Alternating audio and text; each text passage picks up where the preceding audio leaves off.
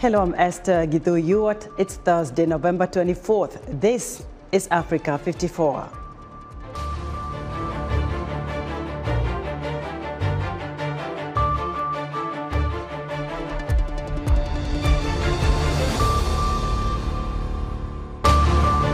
Friday ceasefire in Eastern DRC has been negotiated between Kinshasa and Kigali in talks held in Angola's capital, Luanda.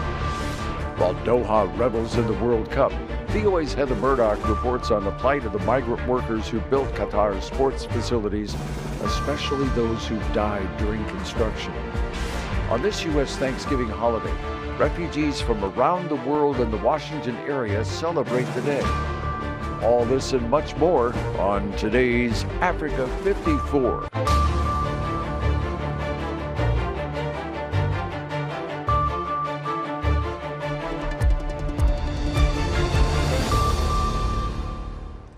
We begin on hopeful news from the Horn of Africa. On November 2nd, the Ethiopian government and leaders of the Tigray region who have been fighting for 2 years signed a ceasefire agreement brokered by the African Union. Ambassador Thibault Nudge, former Assistant Secretary of State for African Affairs, and Donald Booth, former Ambassador to Ethiopia and Special Envoy to Sudan and South Sudan, discussed the significance of this critical step toward enduring peace and the promises and perils ahead in its implementation, with VOA's encounter host Carol Castile. Well, first of all, I was just so overjoyed that there was a ceasefire. To begin with, it was very tough to get there, and congrats to the people involved, most especially, African Union, then Obasanjo, of course, Kenyatta, the South Africans, and kudos to our special envoy, Mike Hammer, because he worked incredibly hard behind the scenes. So overjoyed at the ceasefire, but then the real difficult part begins.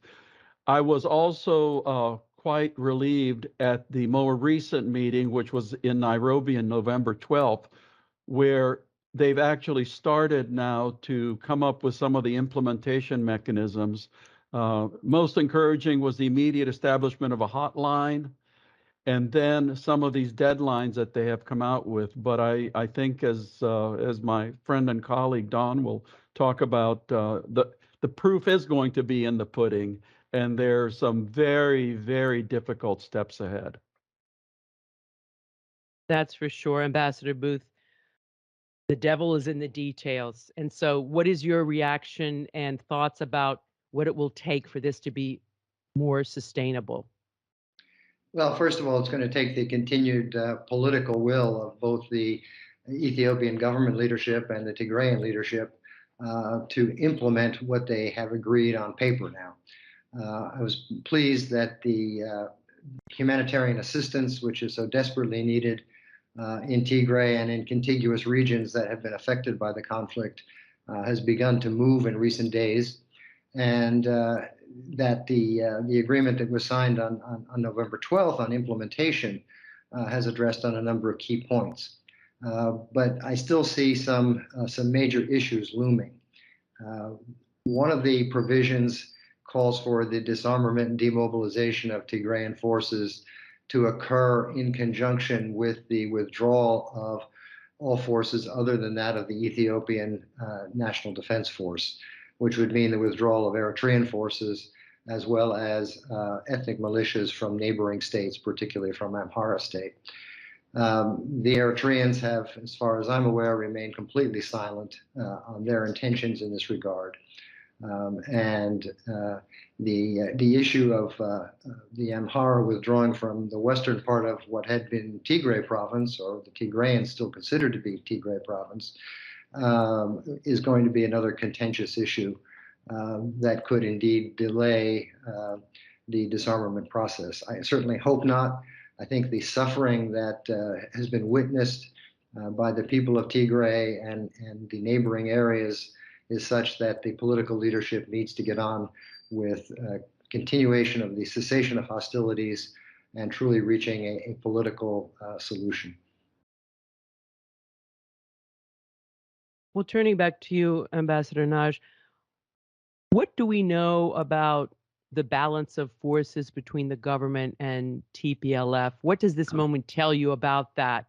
What kind of factors or changes on the battlefield do you think led to this particular moment? That's a great question, because I think here is the crux of the matter. I think the protagonists finally came to the realization that there was not going to be a military solution. They were on the way to basically Act Two of this horrendous drama, because it started out the premeditated attack by the TPLF on the Ethiopian National Defense Forces. Ethiopians with Eritreans and overwhelmed the cities in Tigray. The Tigrayans fled into the hills and then slowly retook most of Tigray and made a play for Addis Ababa. The Ethiopians beat them back and then slowly again started encroaching on Tigrayan territory, taking one town after another. So if that had kept going, I think it would have been replaying what happened before. And I think they came to that realization. The Angolan Foreign Ministry says representatives from the Democratic Republic of Congo, Rwanda, and several other African states have agreed to halt general hostilities in their conflict starting Friday. VOA's Paul Ndiho has more. At a peace summit hosted by Angola, African leaders in Luanda discussed the ongoing conflict between the Congolese army and M23 rebel forces in the Eastern Democratic Republic of Congo. At the end of the meeting in Rwanda, the parties agreed to demand the immediate withdrawal of M23 rebels from the occupied areas. Angola's Foreign Minister Tete Antonio revealed some details. The mini-summit decided the following: the cessation of hostilities in general, and in particular of M23 attacks against FARDC and MINUSCO as of Friday, 25th November 2022 at 1800 hours. Rwandan President Paul Kagame was not at the summit, but instead sent Foreign Affairs Minister Vincent Biruta. Several leaders, including Congolese President Felix Tshisekedi, Joao Lourenco, President of Angola, Burundian President Evariste Ndayishimiye, the East African Community Chair, and former Kenyan President Uhuru Kenyatta, the EC's facilitator in efforts to restore peace and security in the mineral-rich region. Fighting has raged in Eastern DRC between Congolese troops and the M23 rebel group, and the rebels have shown no sign of backing down, instead issuing a statement accusing the Congolese military of rounding up citizens of Tutsi descent in preparation for what they say is an imminent genocide. There was no immediate comment from the Congolese military on the M23 allegations, but a Congolese government spokesman again voiced opposition to the rebels joining peace talks. Congolese President Felix Tshisekedi recently met with representatives of the Tutsi and Hutu ethnic groups, where he condemned xenophobia and reassured them of his commitment to condemning ethnic discrimination. M23 rose to prominence a decade ago when its fighters seized Goma, the largest city in Congo's east, which sits along the border with Rwanda. In August, a report by the United Nations experts said they had solid evidence that members of the Rwandan armed forces were conducting operations in eastern Congo in support of the M23 rebel group. Rwanda, however, has repeatedly denied the allegations and accused Congolese forces of carrying out cross-border shelling. Regional efforts are underway to resolve the conflict, which has reignited tensions between Congo and Rwanda. The East African community is deploying a joint force to quell the violence. Kenyan soldiers arrived in the DRC earlier this month, and Uganda says it will shortly deploy around 1,000 troops. Despite the peace talks, around 280,000 people have been displaced after M23 launched a major insurgency in the eastern part of Congo earlier this year. Paul Ndiho, VOA News, Washington. Let's now go to the World Cup coverage in Doha, Qatar, where the excitement is off the charts. VOA Sunday Shomari is there, and he has this live report. Sunday, not a very good day, though, because another African giant is down today. Cameroon didn't do well. What happened? Yes, Esther, not a very, very good day for sure, because this is the second team right now from Africa losing their very first game, which is very important in the World Cup. You want to win that first game and put those points in your bag for tomorrow, right? So Cameroon lost today, and fans are disappointed, and they say that you need to be off the game as soon as you get in fast, start winning, and don't lose no points. So I spoke to several people, Ghana, Cameroon, all people from West Africa and East Africa here, saying that they were expecting much more from what they saw from Cameroon today. So let's listen to one of those fans, David. He came all the way from Nigeria, and he says Cameroon needs to do more in African teams as well. Let's listen. I'm expecting a difficult game. Portugal are angry. Ronaldo is angry. He doesn't have a club. But Ghana are on form. We beat Switzerland 2-0. We have a good side. They're organized. There's young talent up front like Inaki Williams from Spain, Mohamed Kudus from Ajax. We have Thomas Partey sitting in midfield controlling the game. I honestly think we can nick this 2-1. But we have to start quickly. If we don't start quickly and they score first, we'll have a problem. But I'm confident. Go Ghana! It's been the running team in the World Cup so far. Teams playing very well, but they're not taking the chances, and I think that's something that happened to Cameroon today. Which I think you have to understand that it's about goals and it's about winning. And if you don't put away your chances, you might regret it. So I think, unfortunately for Cameroon, it's about the same problem today. As you heard, Esther Cote from Ghana traveled all the way from the UK, saying that Ghana can do it. And that's the only team they expect that can do better, saying that they are underrated. But tell you the truth, he says, Ghana has a very good team, has a clean sheet. In their all trials, they lost only one game, they won 7 games. So he believes Ghana can do well. And the other guy is saying that Africa needs to do more. Well, so let's see what happens, because Ghana is playing right now and still 0-0 with Portugal. All right, what do you expect though, Sunday? We're all looking towards Ghana doing something for Africa. Well, we are expecting they might do something, as the fans are talking about. The coach is working so well. These young men, as you heard, most of them play in Europe. They're really good and they're young, strong. Hopefully, Esther, they can make things happen. Let's see what happens tonight while they play Portugal. Go watch it for us, Sunday. Thank you so much. VOA Sunday Shomari reporting live for us from Doha, Qatar. And as the World Cup moves forward in Qatar, VOA reports let's go to Ghana first, where Ghanaian President Nana Akufo-Addo is in Qatar to watch Thursday's match between his nation's soccer team, the Black Stars, and European soccer powerhouse Portugal. The president hopes that his visit will inspire a young team to great heights. Now, VOA's Jackson Vunganyi is standing by for us in Accra. Hello, Jackson. Hello, Esther. Can you hear the noise in the background? I can hear you. I see you. What's happening there? Bring us up to speed on what Ghanaians are expecting. I am on the grounds of Liberty Professionals, an academy that grooms young players, that many of them end up playing for the Black Stars. It is game day here in Accra. It is hot, hot, hot. Some of the noise here in the background, these young men just cannot hold their excitement. They know that the Black Stars are going to make them proud. Can you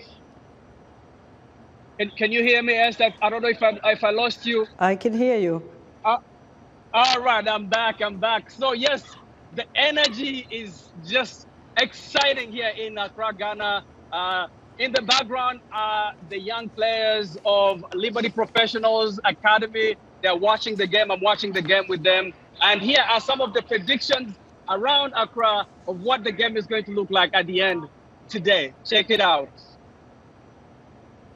First of all, I'll give thanks to God for this qualification because last 4 years we didn't qualify. So things weren't that proper here in Ghana. But I think this year the energy is high, and also we're hoping that the players will perform well to keep the country going. Yeah. What's your prediction? My prediction, we will get to the final and we will bring the World Cup home. That's my prediction. So the next match with Portugal, Ghana will score 2, Portugal 0. That's my prediction for the next match. My name is Raphael Breezy, and I'm very excited that Ghana is in the World Cup.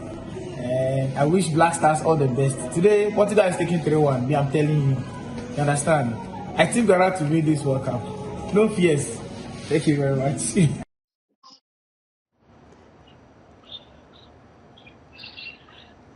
Hey, Jackson, where are the Ghanaians watching this match from?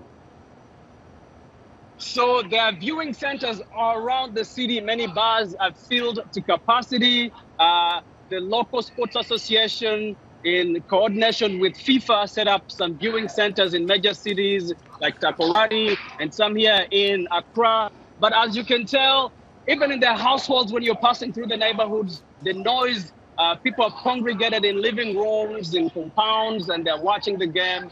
You know, they said this is Ghana's time, and we'll wait to see. Yes, thank you, Jackson. Watching and waiting for Black Stars to bring some win to Africa. Jackson Vunganyi there for us in Accra.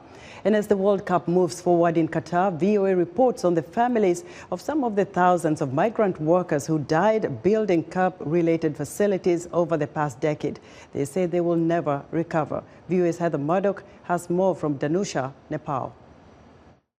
Not long after Qatar was awarded the 2022 World Cup back in 2010, rights groups and the media began reporting abuses against the rapidly growing population of migrant workers, mostly from South Asia and Africa. In the Danusha district of Nepal, young men flocked to Qatar, many borrowing large sums to get there for the chance to make some money and build a future. Families left behind say there were no other good options. Before her husband, Muneshwar, went to Qatar, Aslani Devi Yadav says he was paid only 4 kilograms of rice a day for his work in Nepal. He died in Qatar in 2018. We had small children at that time, so he decided to go for foreign employment to earn money for the food and their schooling. Muneshwar worked in construction, often carrying heavy loads to the top of skyscrapers under construction. Despite this danger, he died at night, and his family was told it was of heart failure. His body was brought 15 days after the death. After that, we performed his last rites and rituals at our home. Amnesty International says most of the death certificates issued to the families of the deceased migrant workers list some kind of heart failure or natural causes of death. Doctors say healthy young men do not die naturally. But this ruling means employers are not legally or financially responsible for the death. And Yadav, like other families left behind, now struggles to survive. There is no source of income after my husband's death. I sold my land. I am running my home from the money from the land sale.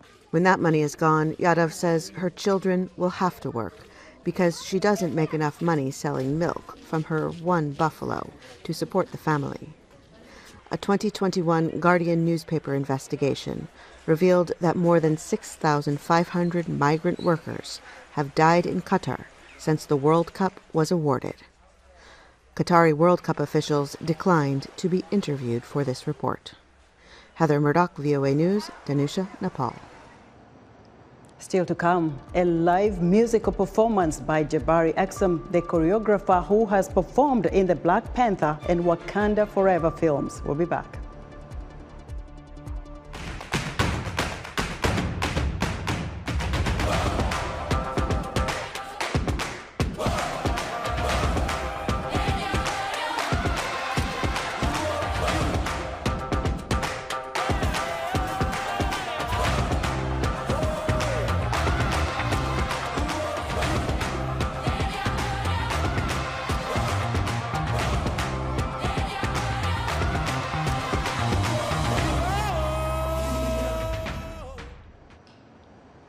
In other news, Kenya Power, the country's sole electricity distributor, reported power outages across parts of the country on Thursday.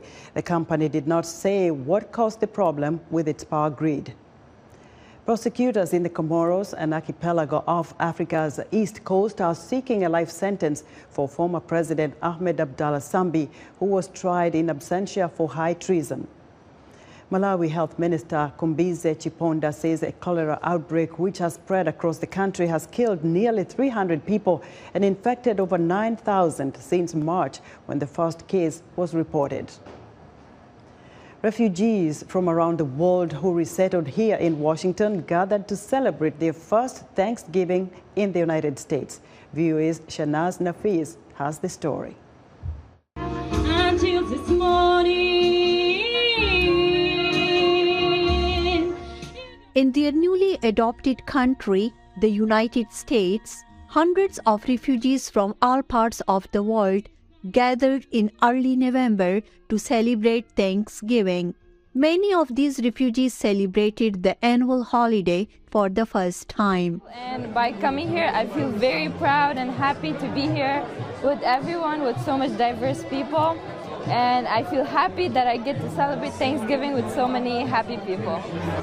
Thanksgiving in America is observed annually on the fourth Thursday in November.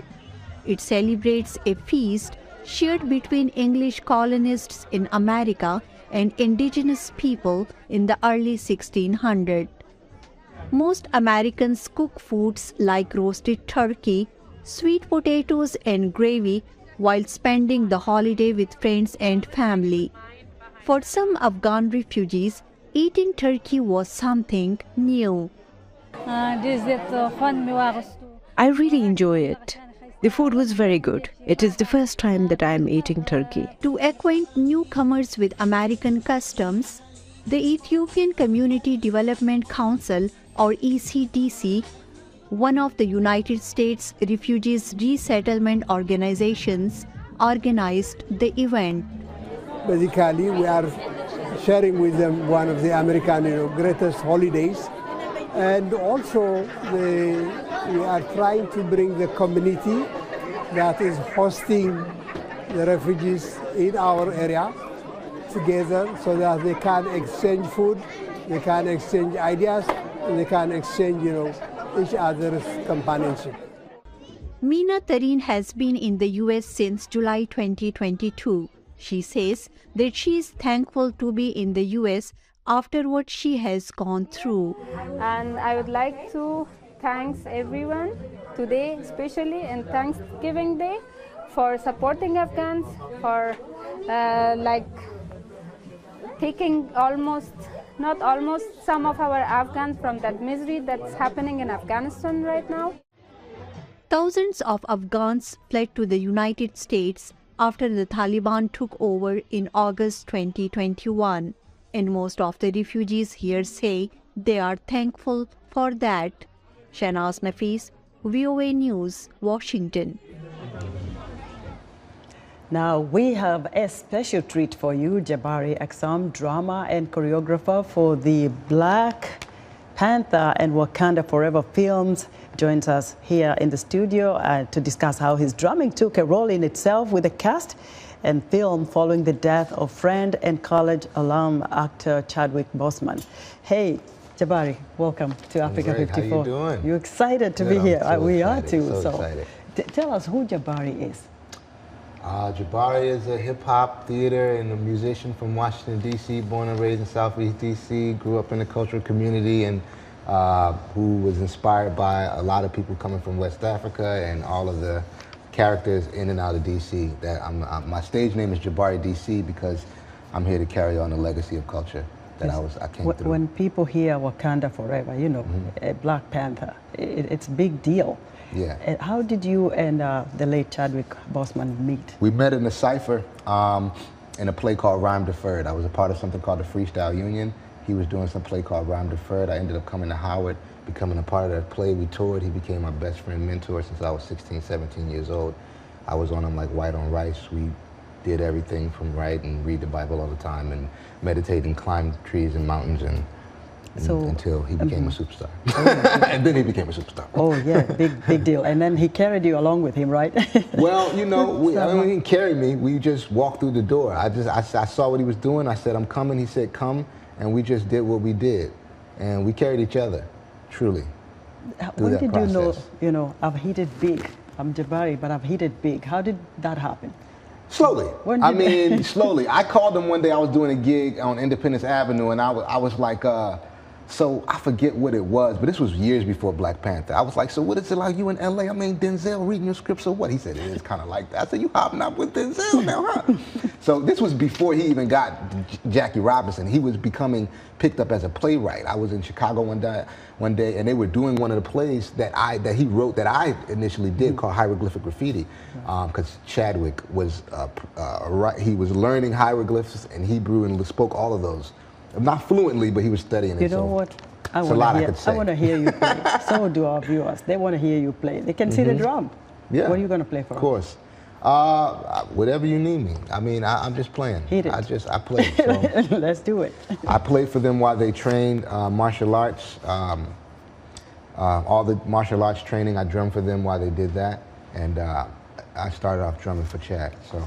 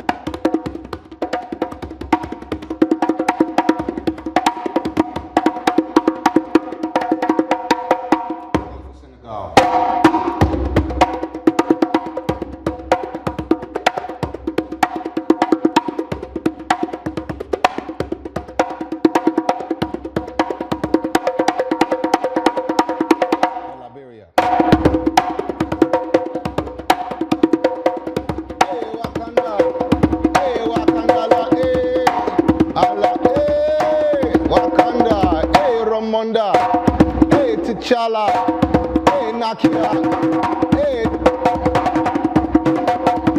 hey Mashuri, hey Okoye.